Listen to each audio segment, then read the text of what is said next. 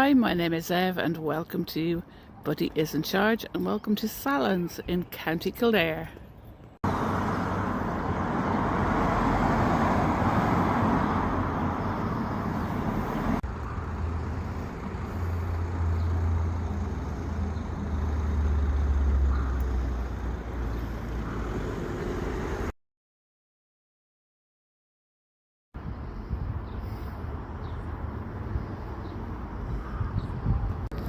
For those who don't have dogs, this is an idea, bargetrip.ie.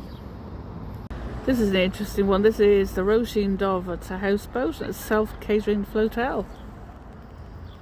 That would be a nice place to stay for a night. So a picnic spot for today is overlooking the Grand Canal.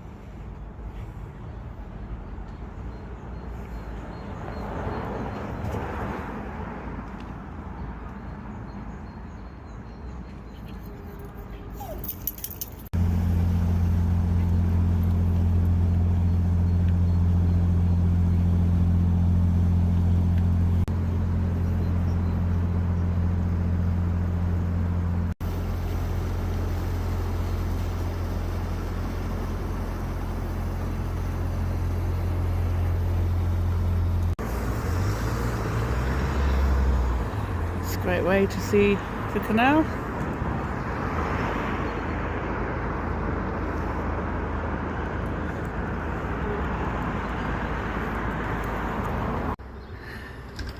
So Sallins in the Irish language is Nat Salon, and there's a nice little map here of various different interesting areas. It used to be a very rural hamlet, but then with the coming of the Grand Canal in the 1700s. Then we had the railway, and it arrived in the mid 19th century. We had grain mills, and then we also have the motorway. The original bridge over the Grand Canal here in Sallins was built in around 1783. What's very interesting is that less than 2 kilometres away is the railway bridge, and that was built in 1883. And more exciting is that a motorway bridge was built in 1983.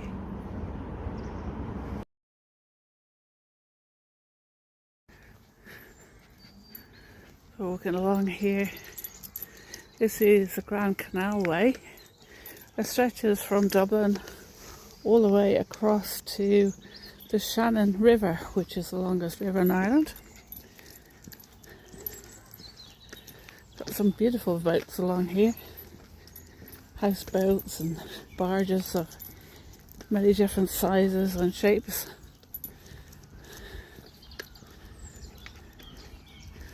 And it is actually where it's the largest amount of houseboats where people live permanently on water in Ireland.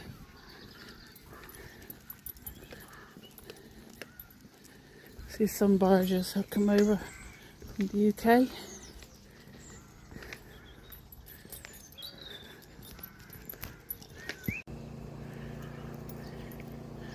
So we're going to head down towards the Leinster Aqueduct.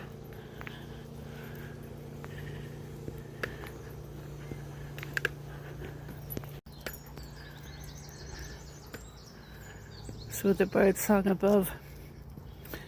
The area here called Sallins was a rural area with farmland until the coming of the Grand Canal.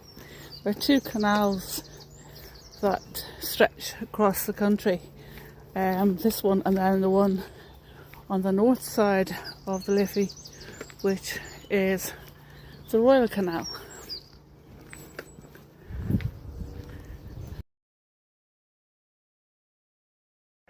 Soldiers Island, which is at the junction of the main Grand Canal and the Naas branch of the canal.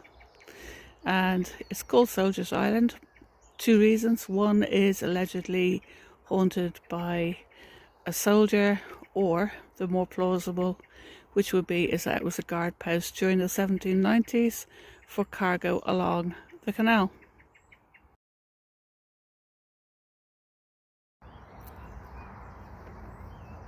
Not sure yet if this is going to make a video or not, or a stream. We'll see how it goes.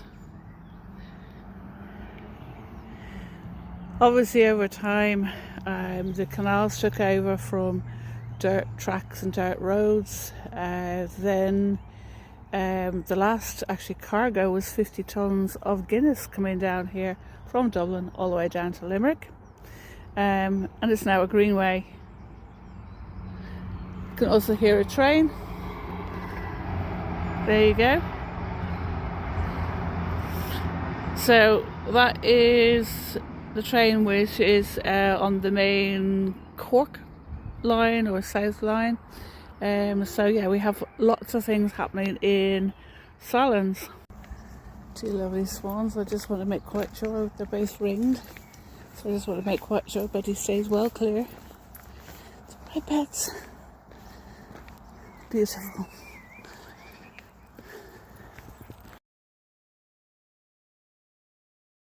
A little ruin in the middle of one of the fields. There are some lovely houses along here. Some of them would have been built on the footprint of older houses and homes when the canal was in its heyday.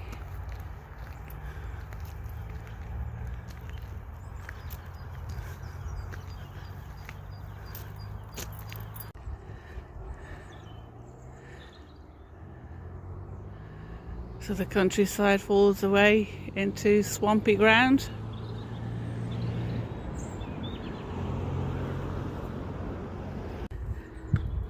So we're now coming up to the Leinster Aqueduct.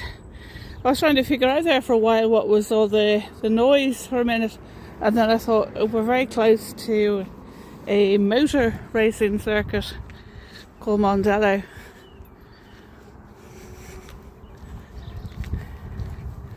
So this is still the canal, and in a moment I will show you the aqueduct. Before we head over the aqueduct, I wanted to show you this. So this equipment allows for extra water that's in the canal to flow down into the River Liffey just there, and they are called the big pot, the little pot, the bouillon and the skillet. I'm not sure which one is which, but you can decide. So now we're going to walk across here.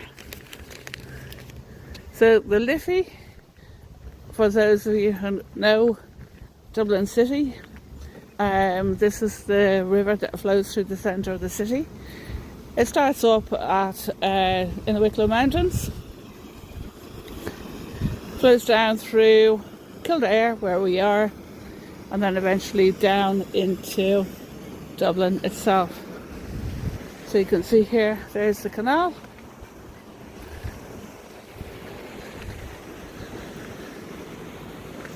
And there's the River Liffey.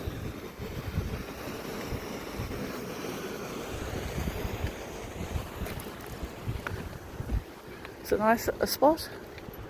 Obviously the canal here is quite narrow because you'd have to have towpaths on both sides. The far side towpath is open to traffic. One side that we're on at the moment is not. I have to say I love this little cottage. You see a car passing by now shortly.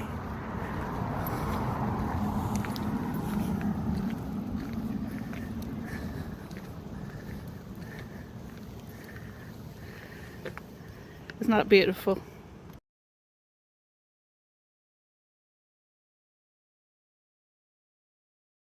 Wicklow Range in the background there.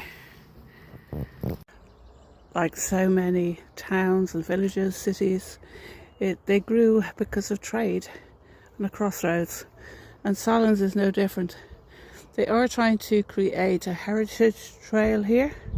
And the reason why they're looking for a heritage trail is because of the historic nature of the canal, the railway, the roads, the infrastructure and engineering. Now inside the church, this little church was in 1352, was part of the old Connaught Priory.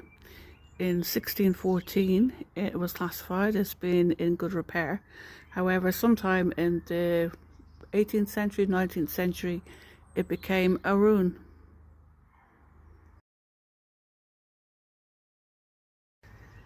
If you are in the area of Sallins and Kildare, and if you are interested in Irish history, particularly political history, this is a great little place to go to, because it is about 2.5 kilometres from Sallins itself, and this is the grave of Theobald Wolfetown.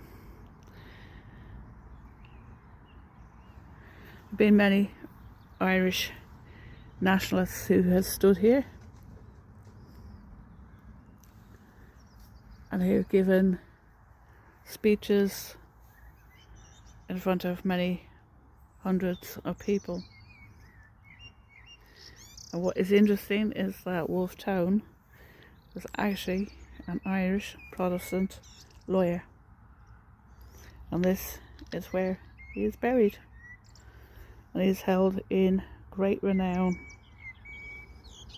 Like so many other Irish graveyards, not only do you have nationalism, but you also have the connection between the British and Irish history. And this is a gentleman by the name of W.J. Duffy from the Leinster Regiment, and he died on the 7th of July 1918. I neglected to do an outro. I was very bold. So a couple of other things I wanted to say about Sallins itself. It's got great transport links by rail, by road, by bus as well. And it's also an area which you could use if you wanted to walk across the width of Ireland. So you can use either the Grand Canal or the Royal Canal. Both start in Dublin Bay, and you can cross over to the River Shannon, which is the longest river in Ireland. And then from there you can use other trails which will bring you over onto the Atlantic seaboard. So it's approximately 140 kilometres from the Grand Canal dock in Dublin to the Shannon Harbour. And then from there is another 50-60 kilometres to the Atlantic seaboard. Most people who do this trail, they do it within a week to 10 days, depending on fitness. So thank you very much for watching. Hope to see you again soon.